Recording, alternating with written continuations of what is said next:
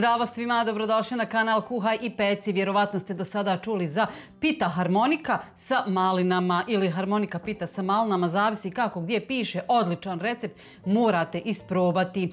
Tu dolazi ona moja domaća malina što sam ostavila nekada ljetos u zamrzivač, tako da obavezno iskoristite ono što ste spremili za zimnicu. Vjerujte, isplati se. Maline su sada mnogo skuplje, smrznute naravno usred zime, tako da ono što sebi spremite za zamrzivač će vas u toku zime uvijek toplo i dobro iznenaditi. Idemo mi prvo pripremiti jednu smjesu koja će nam trebati za ovu slatku pitu.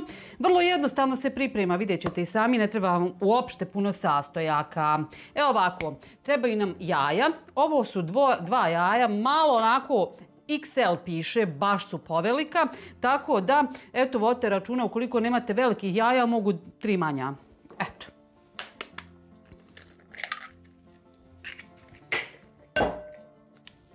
Dodajemo vanilin šećer i obični šećer. Sve ćete sastojke imati u opisu videa, tako da se ne brinete šta i koliko čega ide. Dobro umutite. Nakon što smo dobro umutili, dodat ćemo pola praška za pecivo ili ovu jednu čajnu kašičicu. I to ćete dobro umutiti. Nemojte da ostanu grudvice praška. Nakon što smo to fino dobro umutili, dodajemo jogurt i dodajemo odmah i ulje. Sve dobro sjedinite.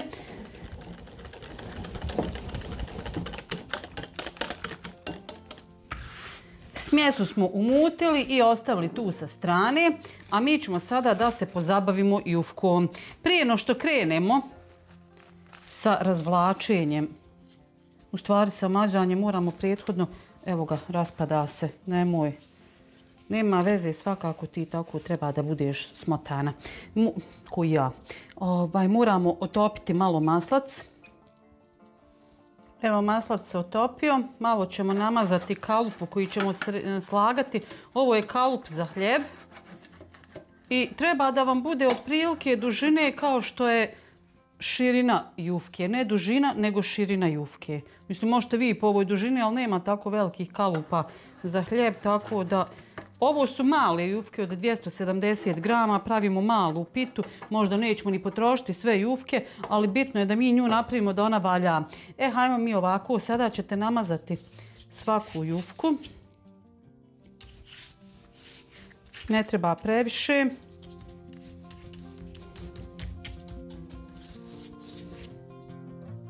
Nakon što ste je namazali, sada ćete ovako slagati. Kao harmonika. Vidite.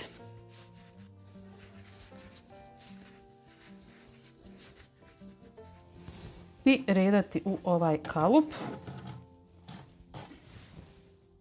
Idemo dalje. Sve jednu po jednu jufku radite.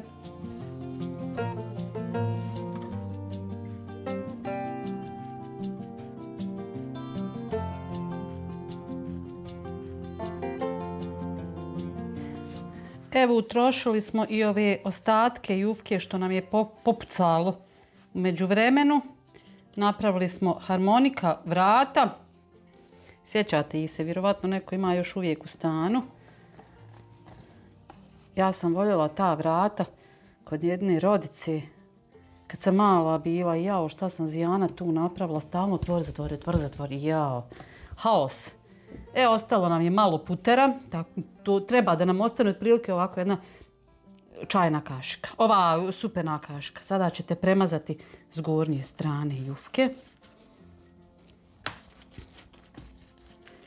Sjećate se malina o kojima sam vam pričala, dakle domaće smrznute maline. Ja tako popakujem orahe po pola kilograma, evo maline sam po 250 grama, to mi je malo previše, pa ću ovako da pospem po ovoj našoj piti. Otprilike koliko mislim da mi treba. Ostalo ću odmah staviti u ovu drugu kesu i zamrznuti dok se nije počelo odleđavati. Kako će ovo da bude dobro. Već sad mirišu. Kako dobro mirišu.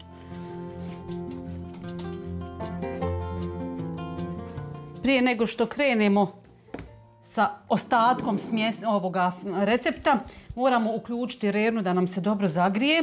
Sada ćete fino ovo što ste poredali. Vidite koliko sam stavila malina.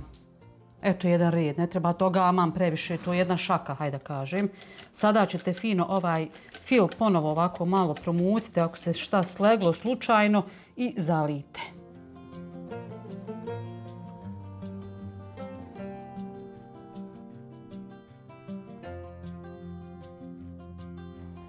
Vidite li ove balončiće što izlaze?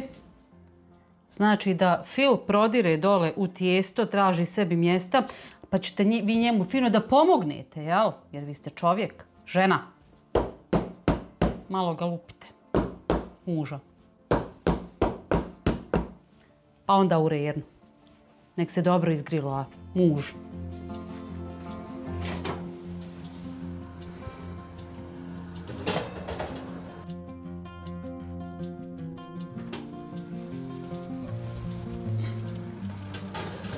Oj, kako dobro miriši.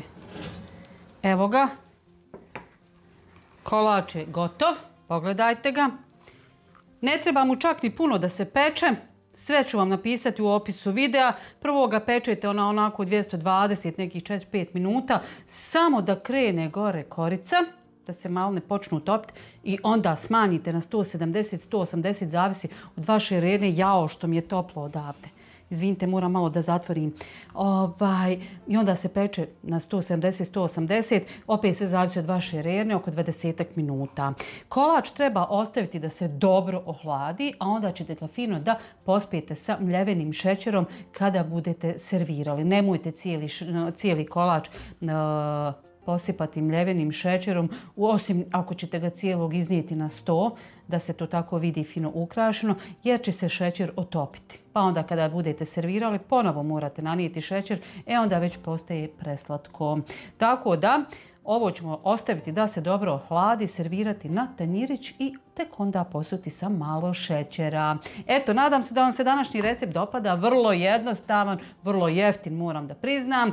I može ga vala svako napraviti. Nemate ovdje šta upropastiti. Ako nemate malina, ima drugo smrznuto voće u prodavnici. Što god uzmete, nećete se pokajati. Eto, ako vam se dopada, lajkajte, prijavite se na moj kanal ukoliko to niste, pa se gledamo opet. Ćao!